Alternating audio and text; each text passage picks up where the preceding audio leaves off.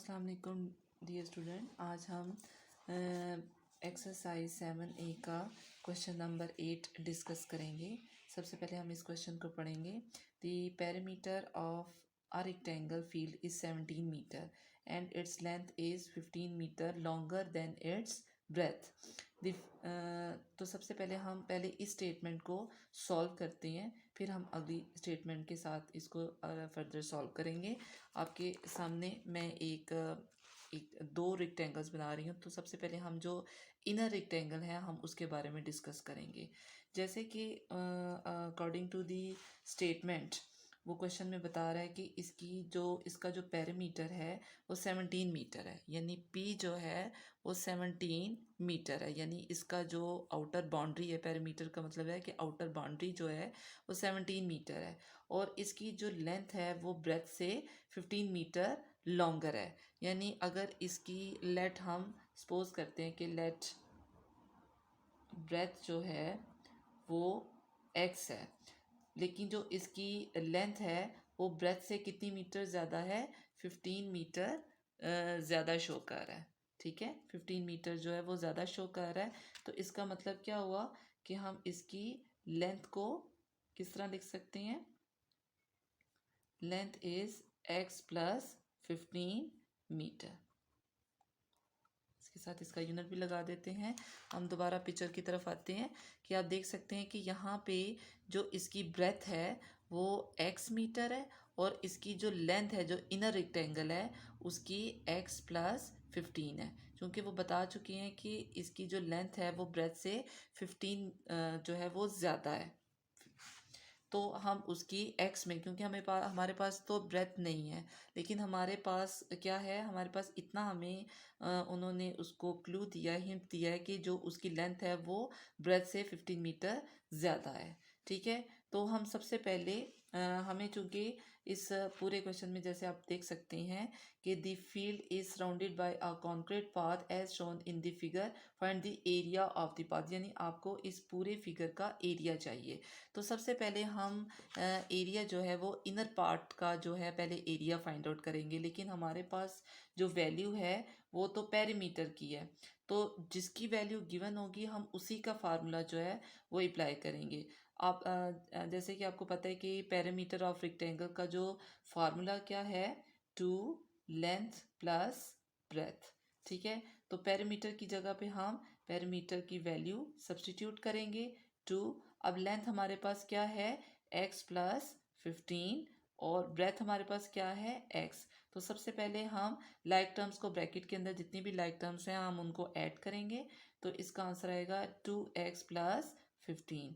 अब हम इसके ऊपर डिस्ट्रीब्यूटिव लॉ जो है वो अप्लाई करते हैं, यानी 2 को पहले आपने 2x के साथ और फिर 15 के साथ अप्लाई करते हैं, तो ये आंसर आएगा 4x प्लस 30।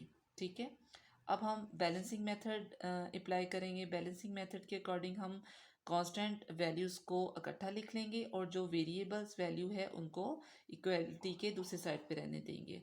तो हम क्या करते हैं, हमेशा जब भी आप सब्ट्रैक्शन करें तो ग्रेटर वैल्यू में से स्मॉल वैल्यू को माइनस करेंगे, क्योंकि वैसे भी जब 30 दूसरी साइड की तरफ जाएगा तो ये माइनस हो जाएगा। अगर यहाँ पे पॉजिटिव है तो माइनस होगा, नेगेटिव है तो पॉजिटिव हो जाएगा।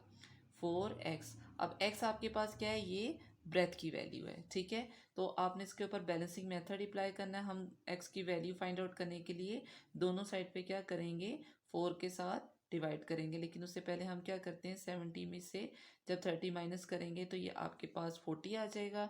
अब x की वैल्यू फाइंड आउट करने के लिए हम दोनों साइड से 4 के साथ डिवाइड करते हैं। 4 4 से कट हो गया, 4 1 टाइम 4 0। इसका क्या मतलब हुआ कि x आपके पास क्या आ गया, 10 मीटर। और x का क्या मतलब है कि x आपके पास क्या है, x जो है वो आपकी ब्रेथ है। अगर ब्रेथ जो है वो 10 मीटर है तो फिर आपकी लेंथ क्या हो जाएगी, लेंथ चूँकि ब्रेथ से 15 टाइम जो है 15 मोर देन 15 है, तो आप इसमें 10 में प्लस 15 जो है वो ऐड कर देंगे, तो इसका आंसर आ जाएगा 25 मीटर। अब आपके पास लेंथ भी है और ब्रेथ भी है, तो आप इसकी हेल्प से हम लोग क्या करेंगे, हम इसकी हेल्प से हम इसको इसका एरिया फाइंड आउट करेंगे। जो आपके पास इनर रेक्टेंगल आपको नज़र आ रही, इसका एरिया फाइंड आउट करेंगे, एरिया ऑफ अ रेक्टेंगल, जिसका फार्मूला है लेंथ मल्टीप्लाई बाय ब्रेथ। अब लेंथ की वैल्यू है 25 और ब्रेथ की वैल्यू है 10। तो जब आप इनको आपस में मल्टीप्लाई करेंगे तो इसका आंसर आएगा 250 m²। चूँकि आपके पास वैल्यूज़ मीटर में है तो इसलिए आपका एरिया का जो आंसर है वो भी मीटर में आएगा। अब चूँकि इस क्वेश्चन में वो हम दोबारा क्वेश्चन की तरफ आते हैं। The field is surrounded by a concrete path as shown in the figure. यानी इस रेक्टेंगल के इर्द गिर्द एक और कॉन्क्रीट पाथ जो है वो उसने कंस्ट्रक्ट की है, जो कि बेसिकली आपको नज़र आ रही है कि वो उससे ब्रेथ में जो है उसकी लेंथ में कितना इंक्रीज आया है, 5 मीटर। यानी हम दोबारा इस शेप की तरफ आते हैं। यानी ये 5 मीटर यहाँ से, ये 5 मीटर यहाँ से इंक्रीज हुआ है तो ऑब्वियसली ये यहाँ से भी 5 मीटर इंक्रीज हुआ है। यानी इसकी जो लेंथ है वो 5 मीटर दोनों साइड से इंक्रीज हुई है। और इसकी जो इसकी जो ब्रेथ में 5 मीटर जो है वो इंक्रीज हो गया। और इसकी जो लेंथ है, अब हम लेंथ की साइड पे देखते हैं तो लेंथ की साइड पे उसने 2.5 जो है वो इंक्रीज किया है। तो 2.5 यहाँ से और 2.5 यहाँ से है। तो अब हम इसकी न्यू लेंथ और न्यू ब्रेथ फाइंड आउट करेंगे। तो इसके लिए हम क्या करते हैं, सबसे पहले हम इसकी न्यू लेंथ फाइंड आउट करते हैं। New length after constructed concrete path. जैसे कि आप देख सकते हैं कि इसकी लेंथ में 2.5 लेफ्ट साइड से और 2.5 राइट साइड, दोनों साइड से इसने इंक्रीज किया है। तो जो आपके पास प्रीवियस लेंथ है वो 25 है। तो 25 में हम 2 टाइम्स जो है 2.5 और 2.5 जो है वो ऐड कर देंगे। तो सबको पता है 2.5 और 2.5 को जब हम प्लस करते हैं तो ये 5 आता है। तो यानी कि इसकी जो टोटल लेंथ है वो 13 मीटर आ जाएगी। न्यू लेंथ के बाद हम इसको न्यू ब्रेथ फाइंड आउट करते हैं। न्यू ब्रेथ जो है, चूँकि आपके पास प्रीवियस ब्रेथ 10 मीटर है, तो जब कंक्रीट पाथ कंस्ट्रक्ट होगी तो 5 मीटर अप साइड से और 5 मीटर डाउन साइड से, यानी दोनों साइड से ये 5 मीटर जो है वो ऐड हो जाएगी। तो हम इसमें 10 में 2 टाइम्स जो है वो 5 ऐड कर देंगे। तो आपके पास ये आंसर आ जाएगा 20 मीटर। अब आपकी इस न्यू लेंथ और न्यू ब्रेथ के साथ आपका जो न्यू एरिया है वो हम फाइंड आउट करते हैं। New area of figure. तो इसके लिए हम वही फार्मूला, क्योंकि ये भी रेक्टेंगल आपके सामने ये फिगर भी रेक्टेंगल फॉर्म में है, तो हम भी इसको चूँकि ये फिगर भी रेक्टेंगल फॉर्म में है तो हम इस पे रेक्टेंगल का ही फार्मूला अप्लाई करेंगे, जो कि है हमारे पास लेंथ मल्टीप्लाई बाय ब्रेथ। अब लेंथ आपके पास, जो न्यू लेंथ है आपके पास वो है 30 और न्यू ब्रेथ आपके पास कितनी आ रही है 20।